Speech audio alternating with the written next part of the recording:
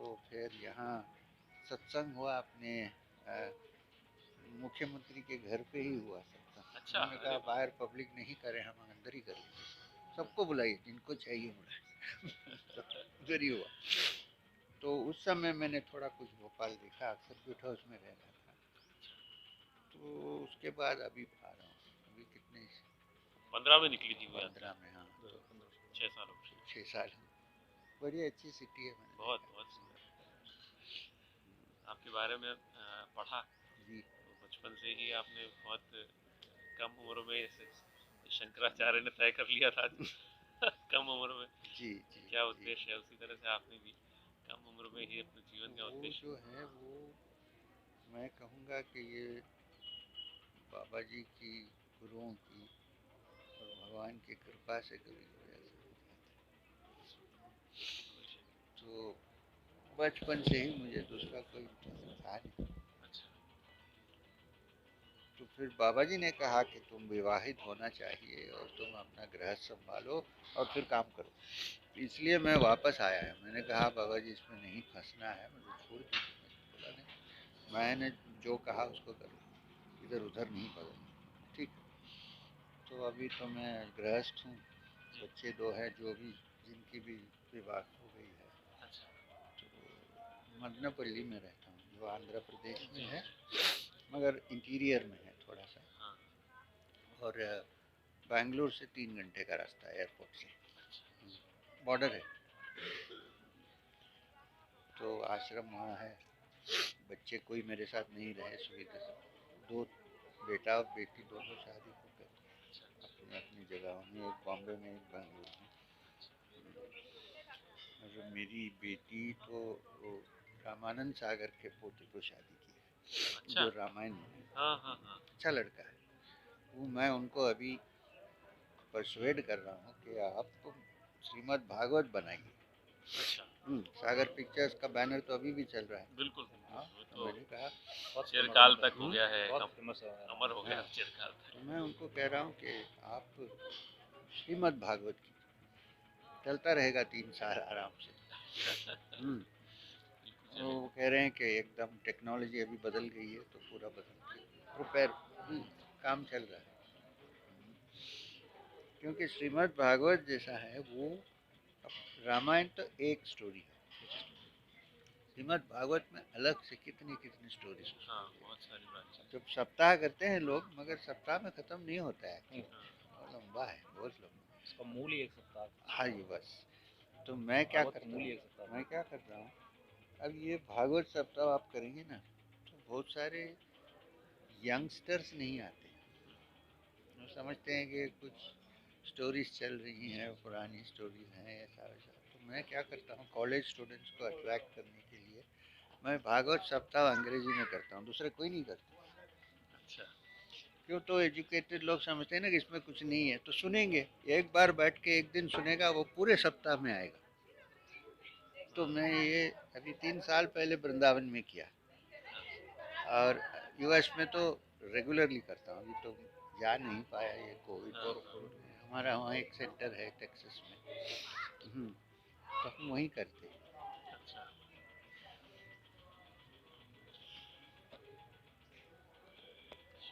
Sir, आपको जो ध्येय वाक्य जी ध्येय वाक्य के आध्यात्म के मूल में जाओ, जी जी जी तो जी। सर आज के वर्तमान परिदृश्य में उसको कितना प्रासंगिक है और कैसे उसको सबसे जोड़ा जाए।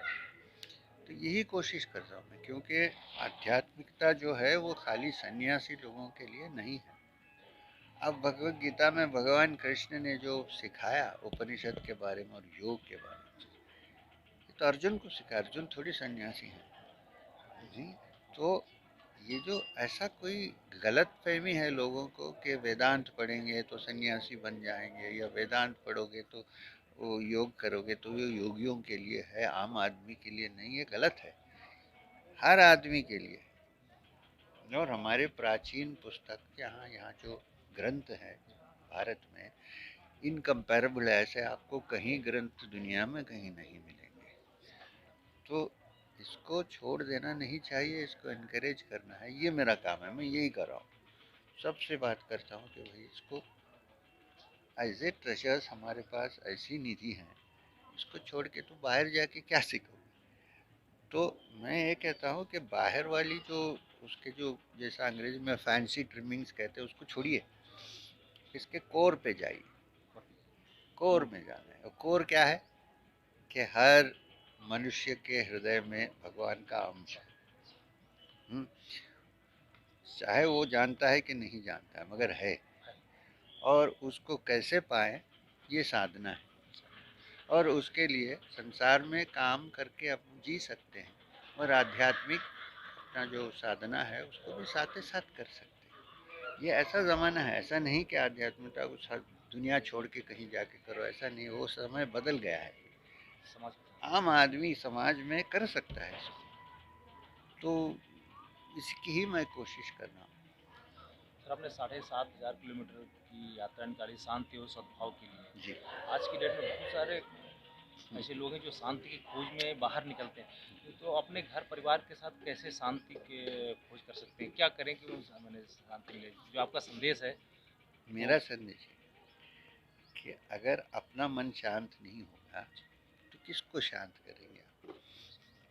तो दूसरा मतलब ये है, मैं जो कहता हूँ कि कोर जाइए इसके सेंटर में, इसका मतलब है कि इसका सब रूट जो मूल है वो मैं ही हूँ,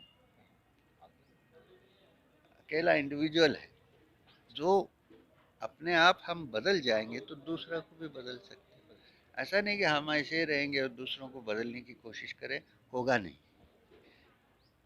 तो ये कोशिश करना चाहिए, पहले अपने घर में शांति, फिर बाहर पड़ोस में शांति, फिर दूसरों की शांति। तो अपना सनातन धर्म सबसे पुराना है और इतने आध्यात्मिक है, लेकिन इसमें बहुत सारे धर्म ग्रंथ भी हैं।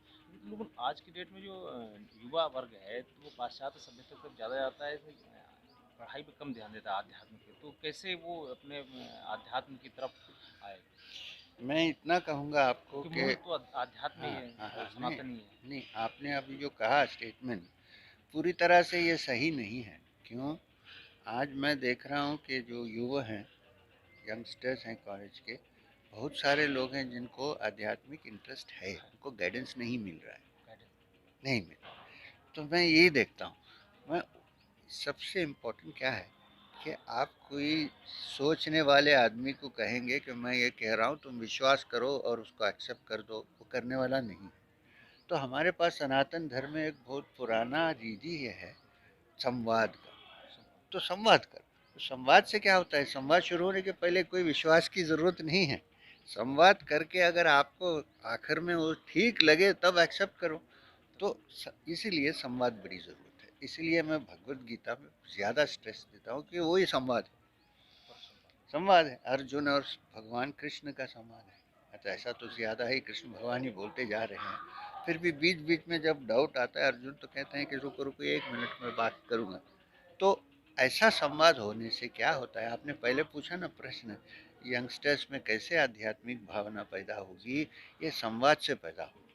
और संवाद करने के लिए अनुभव रहना चाहिए अपने पास, नहीं तो क्या संवाद करेंगे हम।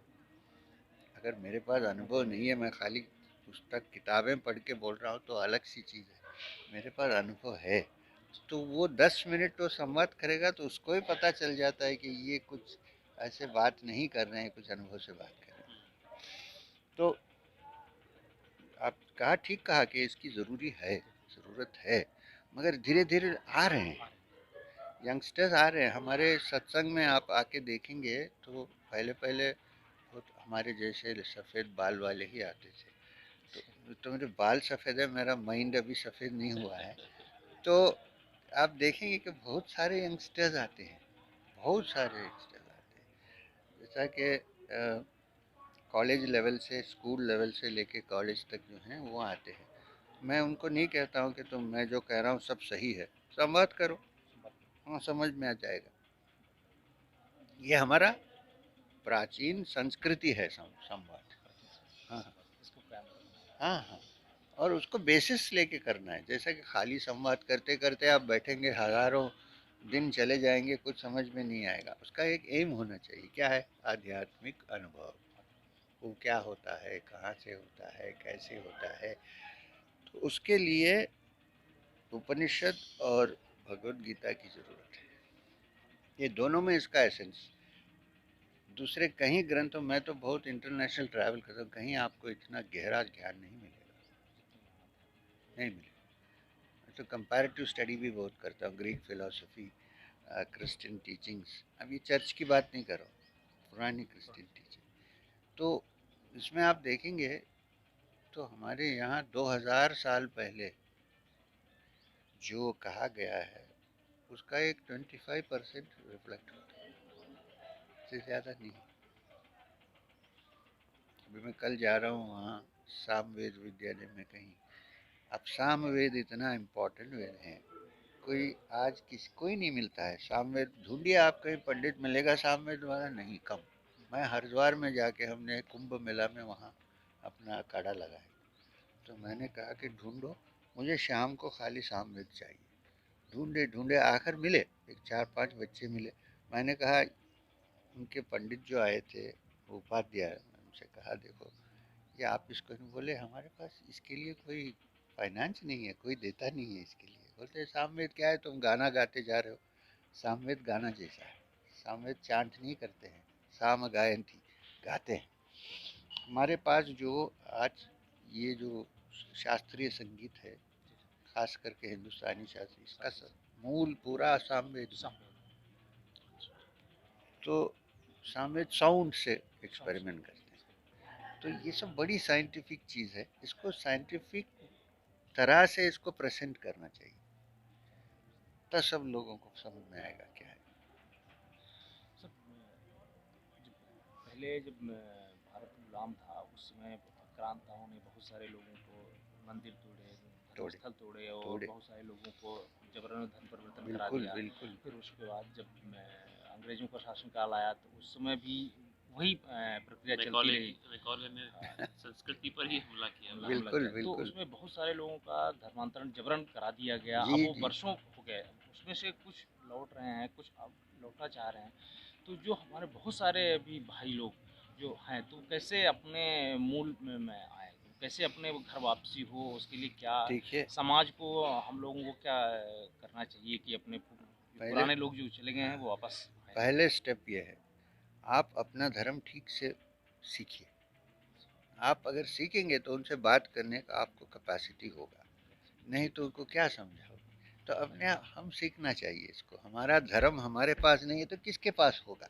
तो फिर वो जो आएंगे वापस, तो समझ के आएंगे। ऐसा नहीं कि कोई पॉलिटिकल मूवमेंट जैसा दिखेगा आपको, समझ के आएंगे, बोलेंगे कि ठीक है। अभी मैं एक पुस्तक आगे लिखने वाला हूँ जिसका नाम मैं दूंगा जीसस, योगी फ्रॉम नजरत, ऐसा।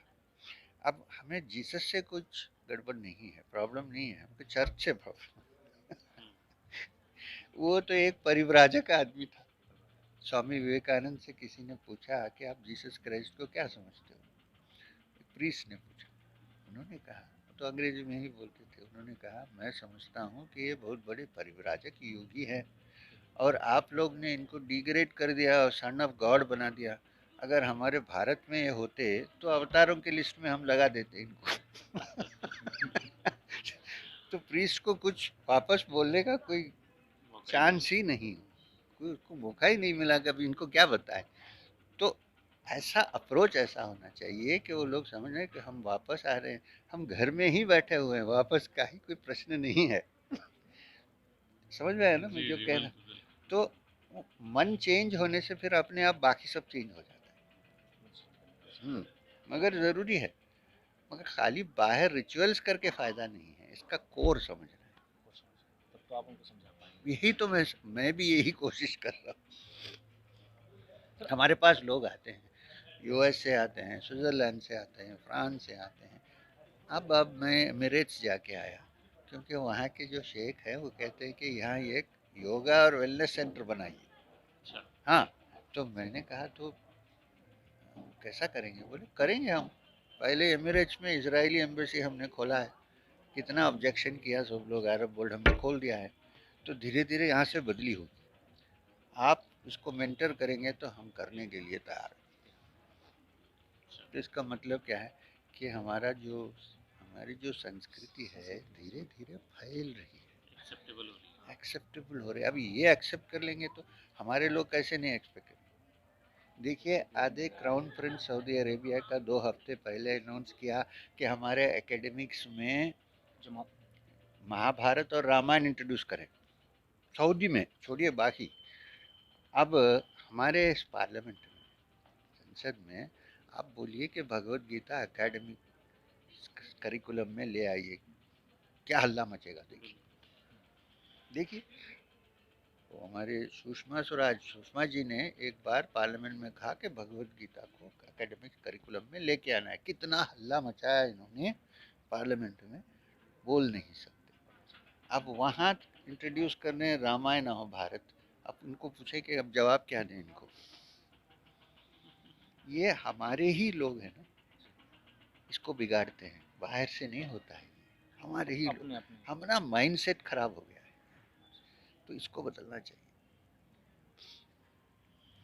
सर अभी भी बहुत जगह जैसे लव जिहाद, जी एक लव जिहाद जैसे हाँ चल गया है, हाँ और अभी भी लालाच और धोखा हम्म, देकर के अभी भी बहुत जी जगह जी जी आदिवासी क्षेत्रों में जी जो जी, जनजातीय वो तो भाई हैं चल रहा उनको है। अभी मतांतरण चल अभी रहा है। एक भाई आए थे, उन्होंने कहा कि जगन्नाथपुरी के आसपास जो विलेज है पूरे क्रिश्चियन बन गए हैं। अभी सुबह सुबह वो उसको मेरे पास अपील करने आए थे कि क्या करें इसको। उसे रोकने के लिए क्या उसको यहाँ देखिए, पर मध्य प्रदेश में भी हाँ, कई क्षेत्रों में चल रहा है तो पिछले आप उसको रोकने के लिए ऐसी चीज़ें हमें सामने दिखाना चाहिए। हमारी संस्कृति के लोग अट्रैक्शन से हमारे पास आए, वहाँ क्यों जा रहे हैं।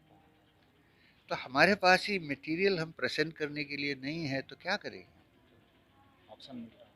है, दूसरा ऑप्शन मिल रहा है। बिल्कुल। अब आदिवासी को क्या करते हैं, बोलते हैं कि देखो ये सब तुम्हारा, तुम्हें ये कर दिया है, डिग्रेड कर दिया है, ये सब ब्राह्मण का शासन है, ऐसा समझाते हैं उनको। और कहते हैं कि देखो तुम मंदिर नहीं जा सकते। आजकल ऐसा नहीं है, फिर भी उनको ऐसे ही समझाते हैं। हाँ, पूरा समानता तो ऐसे अपॉर्चुनिटीज़ हम ऐसे उनको देना चाहिए कि उनको वहाँ जाने का कोई ये ही नहीं रहेगा, अट्रैक्शन ही नहीं रहेगा। उसमें कुछ युद्ध जो है मन से करना चाहिए, वो फिजिकली नहीं हो सकता, ये अंदर से होना चाहिए। तो मेरा कहना ये है कि जो वो लोग उनको ऑफर करते हैं दलितों को, हम ऑफर करें उनको, क्यों जाएंगे वो। सुविधाएं देके उनको देखिए एजुकेशन फील्ड में बड़े आगे हैं ये क्रिश्चियन मिशनरीज। मुसलमानों का छोड़िए, वो करते हैं तो इतना आवाज़ करते हैं सबको मालूम हो जाता है, मगर क्रिश्चियन काम नीचे से करते हैं, बड़े आराम से करते हैं, किसी को पता ही नहीं चलता है कैसे करते हैं। एजुकेशन, एजुकेशन हॉस्पिटल्स और पैसा। अब ये अगर हम इसको कर सकें, सेवा कर सकें ज़्यादा, इन क्षेत्रों में ध्यान दें, अपने आप ध्यान दें, तो अपने आप ही आ जाएंगे हमारे पास। क्यों जाएंगे, पहले जाएंगे ही नहीं कहीं। ये नहीं करते। ये हमारे हिंदू धर्म में सबसे बड़ा प्रॉब्लम ये है कि हम वो सोशल सर्विस का एस्पेक्ट ज़्यादा स्ट्रेस नहीं करते हैं। मानव सेवा, भगवत सेवा करके बहुत साल पहले लिखा हुआ है वेद में, मगर कोई उसको ध्यान नहीं देता। इतना है, हालत ये है कि मैं कोई कांग्रेस वालों से बात कर रहा था, तो मैं हर लेटर में अपना एक स्टैम्प है वो लगाता हूँ, वो है देश की सेवा भगवत सेवा। पता है उन्हें किसने क्या पूछा मुझे, 2 दिन हुए, बोला ये भगवत सेवा मोहन भागवत है कि भगवान है। देखो ये हालत है। उनकी बुद्धि उसी उनकी दायरे में बुद्धि जो है तो उसको बदलना चाहिए। वो कहाँ से बदलेगी, हम बदलना चाहिए पहले और उनको बदलाना चाहिए। ये तो दलित कहीं नहीं जाएंगे, जो अपॉर्चुनिटी उनको वहाँ मिल रहा है वो हम यहाँ ऑफर करें, अपने आप आएंगे। आखिर सोचिए इनका लहू जो अंदर है वो यहीं से है, भारत का है। ये कोई अलग लोग तो नहीं है, खाली नाम बदल लेते हैं। इनको अपनाना चाहिए। आपने अपने जो बोधन है उसमें कहा था कि कबीर के दोहे को आपने कोट किया था, कस्तूरी कुंडली हाँ हाँ ढूंढे हाँ मृग हाँ बनमाई। हाँ, वही उसको, वो मैं साइकोलॉजिकल फील्ड में मैंने कहा, आध्यात्मिक फील्ड में। इसको सोसाइटी में अप्लाई कर सकते हैं। हमारे पास कस्तूरी है तो कहाँ जाके मृग ढूंढेगा जंगल में, कस्तूरी हमारे पास जो है उसको एक्सपोज करना चाहिए, भैया देखो आओ। हमारे पास हम्म, जो क्रिश्चियन हो गए हैं उनको भी मत छोड़िए, वहाँ भी जाके उनसे बातचीत लगातार कनेक्शन करना चाहिए। उनको बोलिए कि भैया क्या हो गया कि तुमने किया। उनको दुश्मन नहीं समझना चाहिए। वो अपना ही समझना हाँ, चाहिए, वापस तभी वापस आएंगे अपने फोल्ड में।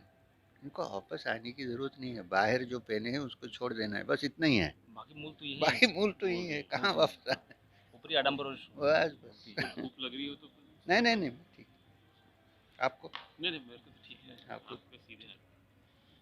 सर एक युवाओं के लिए, भारत की जो जनता के लिए, अपने सनातन से जुड़े, अध्यात्म से जुड़े अपने जो पुरातन हैं उसके लिए जाए तो एक संदेश क्या रहेगा सबके लिए कि युवाओं के लिए, क्योंकि भविष्य में यूं ही चलाने जा रहा है भारत को, तो मेरा संदेश खास कर उनके लिए है। वो ये है कि पहले अपना धर्म, अपनी आध्यात्मिक पठन, वेद उपनिषद गीता जैसा जो है योग, इसको अपनाइए पहले। हम्म? और ये भी समझ जाइए कि इतना एक्सेलेंट फिलॉसफी सारी दुनिया में किसी के पास नहीं है, तो उसको आप दूसरों को प्रेजेंट कीजिए। इतना ही करना है, बाकी अपने आप हो जाएगा। अब देखिए, यूएस यूनिवर्सिटीज़ में इस बीच में एक प्रोटेस्ट चला ग्लोबल हिंदुइज्म के अगेंस्ट। जी। मुझे डब्ल्यूएचओ से फ़ोन आया उसके बारे में, क्या कर, मैंने कहा कुछ कर रहे हैं लोग, वो अपने यूएस हिंदू संगठन के लोग कुछ कर रहे हैं। मैंने कहा आप भी इसके अगेंस्ट प्रोटेस्ट शुरू करो। यहाँ इनका प्रोटेस्ट होगा, वो आपने सब आनंद पटवर्धन जैसे लोग जाके प्रोटेस्ट कर रहे ग्लोबल हिंदुइज्म, ये पॉलिटिकल है। मैंने उनको बताइए कि ये पॉलिटिकल नहीं है, ये अपना कल्चर है। तो आप नहीं बताएंगे तो कौन बताएगा। फिर वो अपने आप खत्म हो गया। ये लोग गए, बड़े स्ट्रांगली गए, ऑस्ट्रेलिया के हिंदू संगठन भी वहाँ गए अच्छा। और जाके इधर ये प्रोटेस्ट किए, इधर ये प्रोटेस्ट किए। उन्होंने कहा हम किसी को फोर्स नहीं कर रहे हैं, जो आते हैं वो अपने आप हमारी ज्ञान और ज्ञान को देख के आते हैं ना, ऐसा ही कोई कंपल्शन इसमें नहीं है। वो अपने आप धीरे से खत्म हो गया, कुछ नहीं कर सकते। तो ऐसा एक चीज़ है, देखिए देश के लिए कुछ भी करने के लिए तैयार होना चाहिए। समझ कि देश की सेवा नहीं करेंगे तो भगवत सेवा नहीं होगी। तो ये नेशनलिज्म है बहुत लोगों में, मगर अभी भी वो कॉलेज लेवल में इंट्रोड्यूस करना चाहिए। एबीवीपी तो बहुत काम कर रही है, ठीक है, और भी काम है, संघ भी काम कर रहे हैं। कई बार राजनीतिक निहित स्वार्थ है और व्यक्तिगत विरोध की वजह से अपने ही लोग अपने धर्म, अपने संप्रदाय के खिलाफ चले जाते हैं या उसको नकार देते हैं। वो ये सच्चाई जानते हुए भी कि हम गलत जा रहे हैं, लेकिन कभी वोट बैंक के लिए, कभी स्वार्थ स्वार्थ के के लिए, लिए है। तो फिर वो उनके लिए क्या तो करना तो चाहिए उनको? दूसरों को समझ जाना चाहिए कि ये स्वार्थ के लिए कर रहे हैं, इसमें कोई असली चीज़ जनता को नहीं। बरगलाते हैं कि हाँ, अपने स्वार्थ। वो क्या करेंगे। आज हमारा पॉलिटिकल सिचुएशन ऐसा हो गया है, पहले से हो गया है, उसको बदलने में बहुत मुश्किल होती है। ये एक आदमी बहुत काम कर रहा है दिल्ली में, और भी सपोर्ट चाहिए। मैं ये कह रहा हूँ, सेकेंड रंग यंगस्टर्स, इसको कुछ काम करना चाहिए। वो अभी हैं प्रधानमंत्री, बहुत कुछ काम करते हैं। अब मेरे से 1 साल उम्र कम है उनको, तो मतलब क्या है कि 70 तो हो गए हैं, मैंने 71 हो गया। अब दूसरा सेक्शन सेकेंड रंग ट्रेन करके आगे बढ़ना है। एक आदमी कितना काम करेगा। नई पीढ़ी आगे आनी चाहिए। 24 घंटे वो बिल्कुल पूरा 24 समय घंटे लगे रहते हैं। इसमें एक आपसे अंतिम सवाल है कि गुरु की प्राप्ति सौभाग्य से ही होती है। आपको बहुत अपने जीवन के शुरुआत में गुरु का मार्गदर्शन मिला। क्या ये ईश्वरीय संयोग ही माना जाए कि गुरु की प्राप्ति हमें होती है, या हमें इसके लिए स्वयं प्रयत्न करना चाहिए? तो मैं इतना कहूँगा कि आपके मन में गुरु के प्रति इतनी आशा हो जाए तो अपने आप गुरु पहुँच जाए। जब आपके मन में इतना स्ट्रांगली लगेगा कि मुझे गुरु की ज़रूरत है, मैं आध्यात्मिक तरफ यात्रा करना चाहता हूँ और मुझे गाइडेंस ज़रूरत है, आप अगर एक भी दिन 10 मिनट उसके बारे में सोच के आपके आँख से आंसू निकले तो गुरु आपके घर के सामने आ जाए। मेरा तो यही हाल है। मैं तो बहुत रोया कि मुझे कोई गाइडेंस नहीं है। ऐसा तो पैदा हुआ एक सेक्शन में जिसमें इसमें कोई इंटरेस्ट नहीं है, ना धर्म से इंटरेस्ट है, ना पैसा बहुत था तो ना कुछ इंटरेस्ट है। तो वो जो मैंने हर रात को जो रोता था उसका इफेक्ट था कि बाबा जी आए। तो जो सिंसियर आदमी है उसके पास गुरु अपने आप आ जाता है। वो श्री रामकृष्ण परमहंस कहते थे, सिंसियरली तुम 2 स्टेप आगे रखोगे भगवान के पास तो वो 4 स्टेप आगे तुम्हारे पास रखेंगे। सिंसियरिटी की जरूरत बहुत बहुत धन्यवाद आपका आपसे बात करने है बहुत।